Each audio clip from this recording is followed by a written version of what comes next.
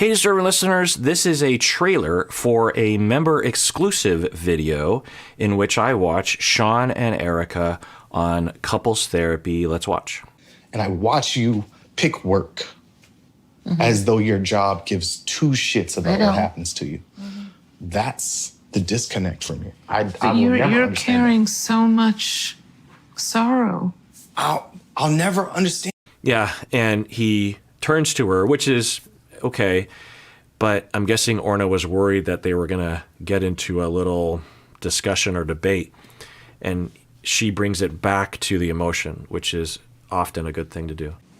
Knowing that my children... Can I say something? So, Sean, in addition to these thoughts about what's important in life, I think what you're also telling Erica is that you are full of sorrow from what happened, from the remains of how your mom lived. So you'll hear me talk about corrective experiences, and this would provide one, or potentially, because she's focusing on the emotion, which is a primary need that we all have. One, to have the emotion, to feel it, express it, but to have it be received in a safe and warm manner. And he, in his way, will deflect and briefly talk, and that's typical for a lot of people, honestly, and will deny the opportunity for corrective experiences because he's afraid that it won't really be received. So she has to highlight it and kind of hold him there, kind of against his will, not really against his will, but it's not what he's choosing to do initially, right? And by doing that, it's a fear of his, in all likelihood, for really every client, that it's going to go badly, that they're going to be rejected or not held well enough or made fun of or humiliated or hurt or something, have it used against them. Instead, it's focus and uncomplicated empathy. And you don't even have to say things like, oh, that sounds really hard. All you have to do is just focus on the feeling, because people will receive that typically as that you care and that it's okay. You know, in the absence of saying anything humiliating, the assumption is that you're okay with it, right? You have an accepting face. You don't even have to be flowery in your language or overt in your acceptance of someone's emotions. All you have to do is merely focus on it. And this actually goes for parenting.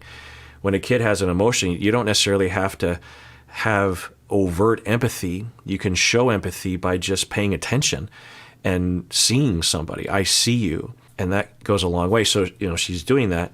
And by doing that, that provides a corrective experience, because when he had emotion, mom wasn't there.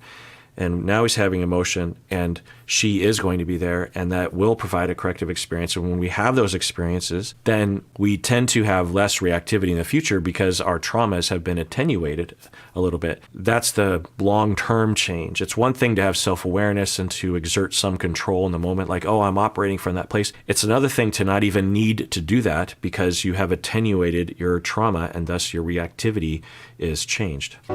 I feel like the progress with them is incredible.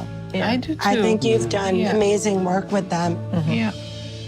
The group really helped. Yeah. How did it help?